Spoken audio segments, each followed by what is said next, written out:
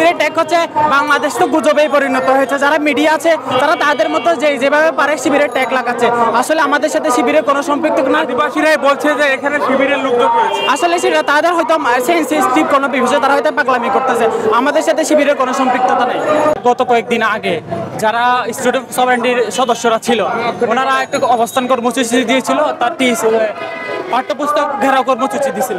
সেখানে ওনারা প্রথমে গিয়েছিল যারা উগ্রবাদী সন্ত্রাসী ছিল, ওনারা কিন্তু সেখানে যায় নাই, ওনারা ওনাদের অবস্থানে ছিল।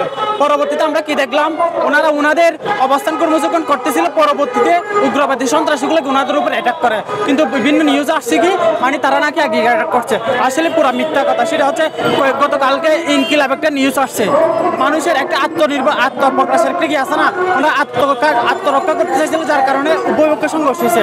ও আগেই কিন্তু উপজাতিরা কি ওনাদেরকে হামলা করছে, যার কারণে অপ্রীতিকর সৃষ্টি হচ্ছে। আরেকটা বিষয় হচ্ছে আমরা আদিবাসী কেন শব্দ চাচ্ছি না।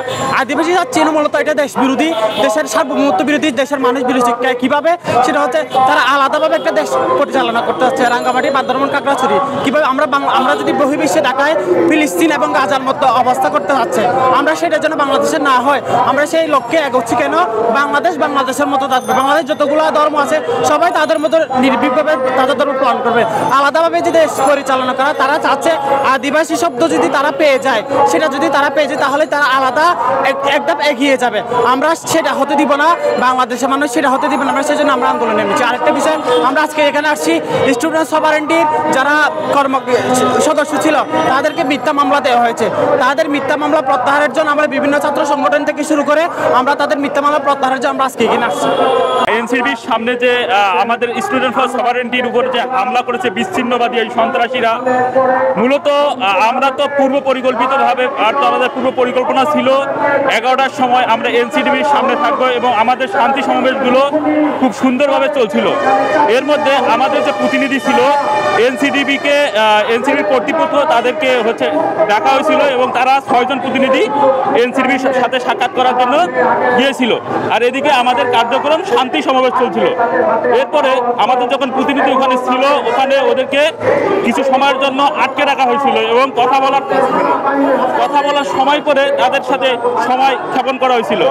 এদিকে এই বিচ্ছিন্নবাদী উপজাতিরা তারা এসে আমাদের যে ছাত্র ভাইরা আছে তাদের উপর হামলে পড়ার পরে আমাদের উপরে বিভিন্ন রকম আমাদের চাপ সৃষ্টি করে।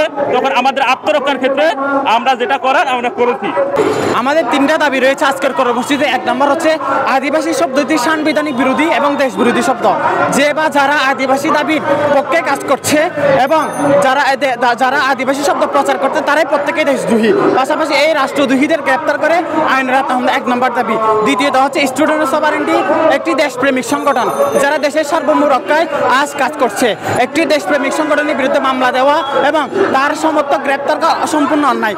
অবিলম্বে সংগঠনের বিরুদ্ধে দায়ের করা মিথ্যা মামলা তুলে নিতে হবে এবং পাশাপাশি তারা সকলকে যারা জেলে বন্দী রয়েছেন তাদের নিঃশর্ত মুক্তি দেবে।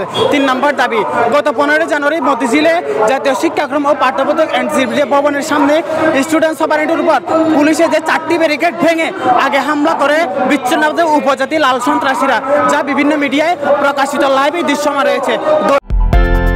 বিদেশ থেকে প্রিয়জনকে উপহার পাঠান প্রবাসী শপের মাধ্যমে। যোগাযোগ করুন স্ক্রিনে দেওয়া নম্বরে।